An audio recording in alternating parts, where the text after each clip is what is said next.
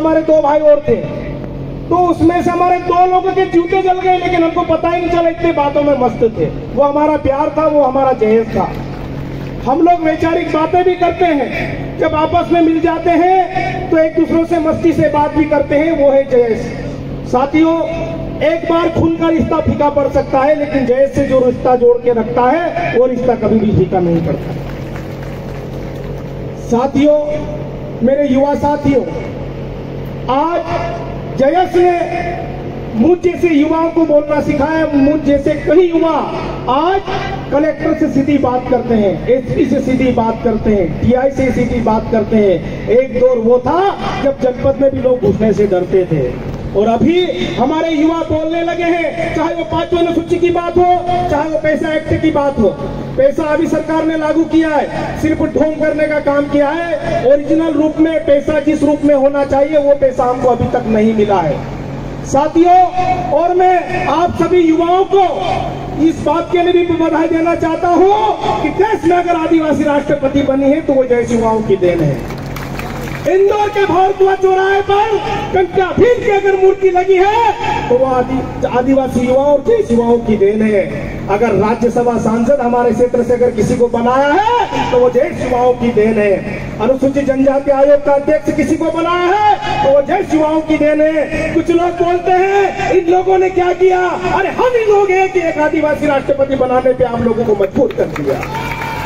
और अभी देखते जाइए, छुट्टियां घोषित कर रहे हो, हमारे महापुरुषों की जयंतियां मना रहे हो, शहीद दिवस मना रहे हो। बहुत जल्दी ये भी शब्द सुनने को मिलेगा कि आदिवासी मुख्यमंत्री भी घोषित हो सकता है, और उसमें भी जय युवाओं की देन रहेगी।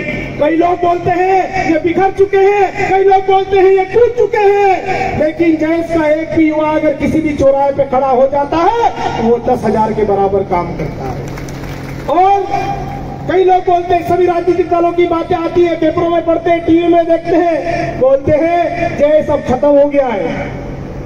जयस अगर खत्म हो गया तो हर बैठकों में हमारा नाम लेते क्यों? बात उनकी होती है जिनमें कोई बात होती है। षड्यंत्र, कई लोग षड्यंत्र रचते हैं, मुझ पे भी बहुत सारी एफआईआर है। लोगों के लिए लड़ते हैं, आंदोलन करते हैं, झूठे केस में हमको फंसा देते, झेल रहे हैं, लेकिन घर में छुप के बैठने वाले लोग नहीं है, क्योंकि जयस ने हमको दहाड़ना सिखाया है, घर में बैठ के रोना नहीं सिखाया है। इसलिए साथियों, सम्मान्य मेरे युवा साथियों, विशेषकर से मैं आपसे सबसे कहना चाहता हूं कि अब यह बदलाव की आंधी चल चुकी है। आप सबने पूर्व वक्ताओं ने भी कहा कि अभी हमने हमारे जयस से हमारे संरक्षक आदरणीय डॉक्टर हिलाला सर को हमने विधानसभा भेजा है। आने वाले समय में इस पंडाल में जो पीछे बैठा है, बीच में बैठा है, साइड में बैठा है, ऐसा व्यक्ति भी विधानसभा में जा सकता है। और इसीलिए जो 70 साल से जो हमारे आदिवासी समाज के नाम से जो राजनीति कर रहे हैं उनकी कुर्सियां हिलने लगी है। इसलिए महेंद्र कन्नौज को हिलाला के खिलाफ भड़का रहे हैं, इसको उसके खिलाफ भड़का रहे हैं, लेकिन हम लोग भी बहुत चतुर लोग हैं, लोगों को लगने नहीं देते हैं, कब लड़ लेते हैं और कब एक हो जाते हैं। ये चालाकी है, ये हम लोग भी। अभी क्या हुआ, 29 तारीख को बैठक हुई, बहुत अच्छा माहौल हुआ, राजनीतिक दलों के समीकरण बिगड़ गए, उन्होंने तोड़ने का षड्यंत्र कर दिया। फिर हम लोगों ने भी चालाकी, तो जब कार्यक्रम हो रहे अब करो, कुछ भी करना हो।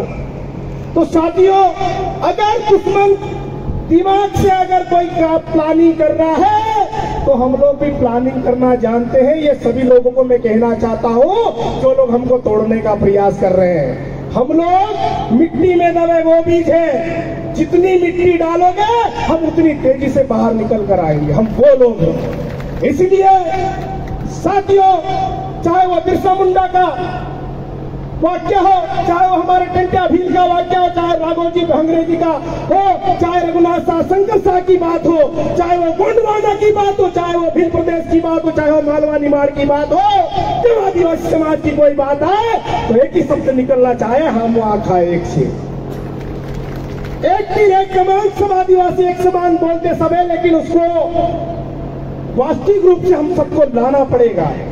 साथियों, सम्मानियों, एक जयस को खड़ा करने में वो लोग भी हैं जो आज तक मंच पे नहीं दिखाई देते हैं। अब हम लोग फिरते रहते हैं, लड़ते रहते हैं, इसलिए समाज ने हमको बाहुबली नाम दे दिया। कोई बब्बर शेर बोलता है, लेकिन मैं कहना चाहता हूं कि अगर समाज मेरे पीछे से अगर हट जाए तो न कोई बाहुबली रहेगा, न कोई बब्बर शेर रहेगा। इसलिए समाज का ऋण चुकाने की आवश्यकता जब पड़ती है, हम सबको आना चाहिए। आज कई लोग बोलते हैं जयस ए टीम है उस पार्टी की, जयस बी टीम है। अरे जयस JAYS टीम है, न ए है न बी है, होंगे तुम AB वाले। हम लोग स्वतंत्र विचारधारा के लोग हैं, डंके की चोट पर लड़ने वाले लोग हैं। इसलिए आप सब आज हमारे प्रदेश में आदिवासी 47 विधायक हैं, लेकिन जिनको समाज के लिए जहां पर हम लोगों ने भेजा है बोलना चाहिए, बोलते नहीं है। इसलिए अब युवा परेशान है, अब युवा विकल्प ढूंढ रहा है, और आने वाले समय में जो अपनी कुर्सी पर फेविक्विक चिपका कर बैठे हैं, उनका फेविक्विक अब निकालने वाले 2023 में, और ये समय की मांग है। साथियों, आज आजादी के इतने वर्ष होने के बाद भी कहते हैं आदिवासी क्षेत्र में रोड नहीं बना।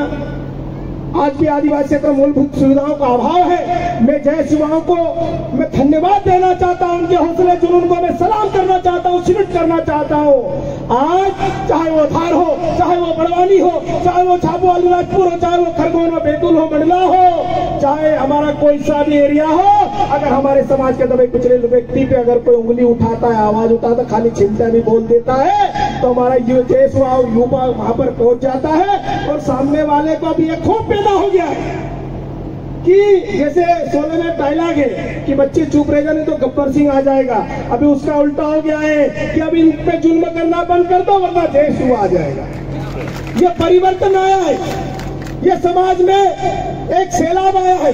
तो इसलिए आज मैं जितने भी लोग यहाँ पर आए हैं इंदौर की धरती पर, साथियों, समाज ने जयस ने मुझे बोलना सिखाया। मैं शाम तक 10 बजे तक ऐसे कैसे बोलने की ऊर्जा मेरे में, समाज के पुरखाओं का मुझ में आशीर्वाद है। लेकिन बहुत सारे वक्ता हैं, अलग अलग जिलों से आए, अलग अलग संभाग से आए हैं, तो मुझे लगता है कि मेरी बात हो गई है। अगर मेरी बात कोई छूट गई हो तो अगला वक्ता बोल सकता है। तो मुझे आज बहुत अच्छा लगा। और